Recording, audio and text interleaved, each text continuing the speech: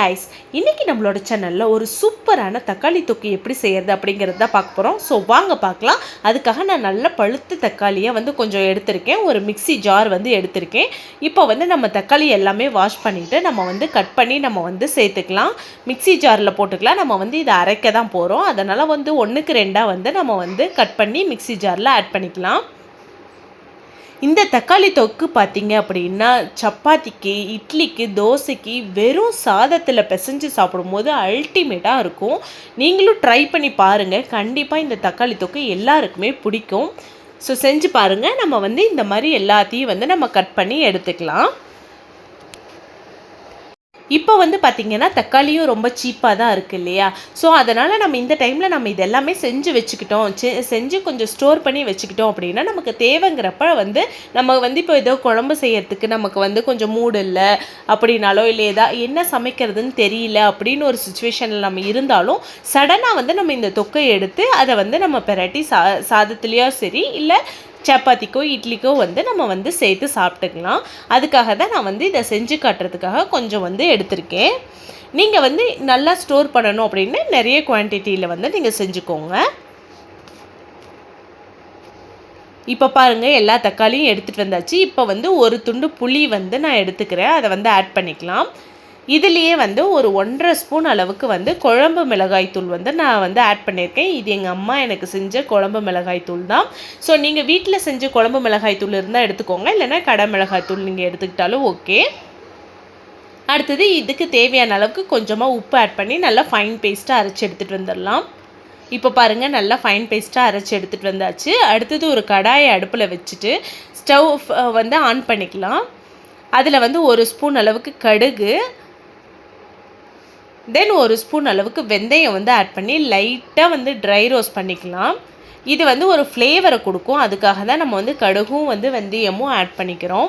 இது வந்து லைட்டாக வந்து செவந்ததும் நம்ம வந்து இதை நல்லா ஒரு பிளேட்டுக்கு மாற்றி இதை ஆறுனதும் நம்ம மிக்ஸி ஜாரில் போட்டு அரைச்சி எடுத்துகிட்டு வந்துடலாம்.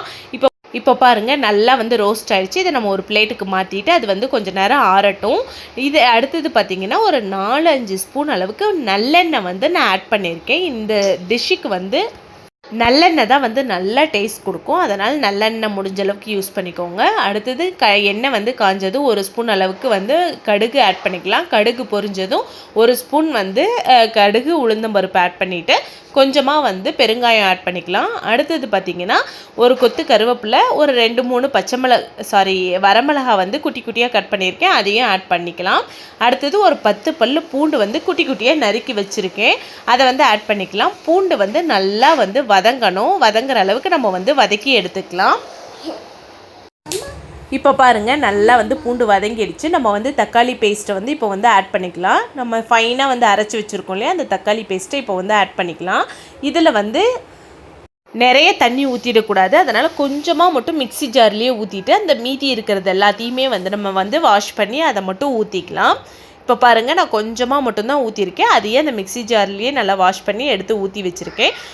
இந்த ஸ்டேஜில் இதுக்கு தேவையான அளவுக்கு கொஞ்சமாக மஞ்சத்தூள் மட்டும் ஆட் பண்ணிக்கலாம். நம்ம ஆல்ரெடி வந்து மிளகாய்த்தூள், உப்பு எல்லாமே சேர்த்து தான் வந்து நம்ம அரைச்சிருக்கோம். அதனால் இதில் சேர்க்க தேவையில்லை. நீங்கள் வந்து இது கொதித்ததும் வந்து கொஞ்சம் உப்பு காரம் செக் பண்ணிவிட்டு பத்தலை அப்படின்னா மட்டும் வந்து நீங்கள் போட்டுக்கோங்க. இது வந்து நல்லா கொதிக்கட்டும். பட் கொதிக்கிற வரைக்கும் நம்ம வந்து இதை மூடி போட்டே வேக வைக்க வேண்டாம். நம்ம வந்து மூடி போட்டு வேக வச்சோன்னா அந்த தண்ணி, ஸ்டீம் பண்ணுற தண்ணி வந்து இதில் பட்டுச்சுன்னா சீக்கிரம் கெட்டு போகிறதுக்கு சான்சஸ் இருக்கும். அதனால் ஓப்பன் பண்ணியே வந்து நல்லா வேக விடுங்க. இப்போ பாருங்கள், நல்லா கொதிச்சுட்டு இருக்குது. நீங்கள் அப்பப்போ வந்து இப்படி வந்து கிளறி மட்டும் விட்டுக்கலாம். இப்போ பாருங்கள், நல்லா வந்து அந்த தண்ணி எல்லாமே வந்து சுண்டி நல்லா இந்த அளவுக்கு வந்திருக்கு. உங்களுக்கு வேணும்னா இந்த அளவுக்கே கூட ஸ்டாப் பண்ணி உடனே வந்து சர்வ் பண்ணிக்கலாம். இல்லை எனக்கு இன்னும் கொஞ்சம் நாளைக்கு வரணும், இன்னும் கொஞ்சம் திக்னஸ் வேணும் அப்படின்னா இன்னும் கொஞ்சம் நேரம் வந்து விட்டுக்கோங்க. இப்போ பாருங்கள், நல்லா எண்ணெயெல்லாம் பிரிஞ்சு நல்லா வந்து வந்துடுச்சு. இப்போ வந்து நம்ம இந்த கடுகும் வெந்தயமும் வந்து அரைச்சி வச்சுருக்கோம் இல்லையா, அதை வந்து ஆட் பண்ணிக்கலாம்.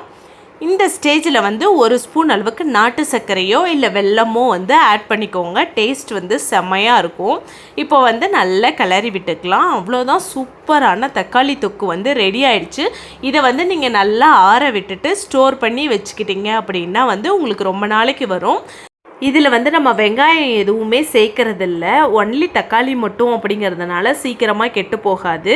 அதனால் வந்து நல்லா வந்து ஸ்டோர் பண்ணி வச்சுக்கோங்க. மூடி போட்டு மட்டும் வேக விட வேணாம். அவ்வளோதான், சூப்பரான தக்காளி தொக்கு வந்து ரெடி ஆகிடுச்சு.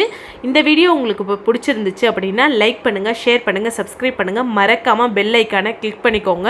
உங்கள் வீட்டில் நீங்களும் செஞ்சு பார்த்துட்டு எப்படி இருக்குது அப்படின்னு சொல்லி கமெண்ட் பண்ணுங்கள். அடுத்த வீடியோவில் பார்க்குறேன். பாய்.